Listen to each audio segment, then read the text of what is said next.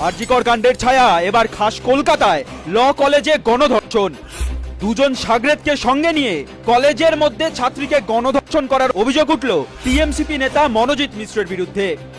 শুধু তাই নয়, পৈশাচিক কর্মকাণ্ডের ভিডিও করে ব্ল্যাকমেল করা হয় ওই পড়ুয়াকে। 10 মাস যেতে না যেতেই ফের আরজিকরের ঘটনার পুনরাবৃত্তি।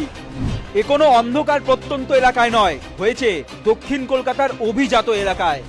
ভাবুন, খাস কলকাতায় এমন হলে রাজ্যের গ্রামাঞ্চল সহ অন্যান্য এলাকার ছাত্রছাত্রী নারীদের নিরাপত্তা কোথায়?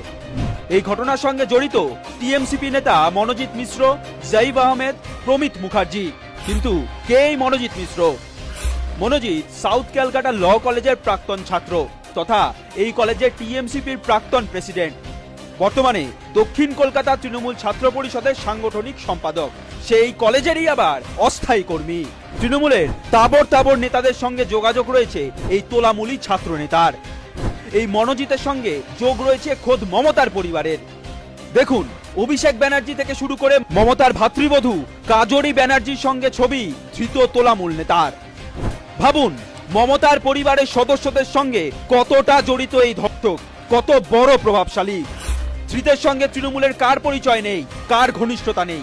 মনোজিতের ছবি রয়েছে টিএমসিপি রাজ্য সভাপতি তৃণাঙ্কুর ভট্টাচার্য, দক্ষিণ কলকাতা যুব তৃণমূল কংগ্রেসের সভাপতি সার্থক ব্যানার্জি, রাজ্যের মন্ত্রী চন্দ্রিমা ভট্টাচার্য, তৃণমূল বিধায়ক দেবাশিস কুমার সহ অন্যান্য আরও অনেক নেতা নেত্রীদের সঙ্গে। তোলামুলি এই নেতার কি প্রকৃত শাস্তি হবে তা অবশ্য সময়ই বলবে।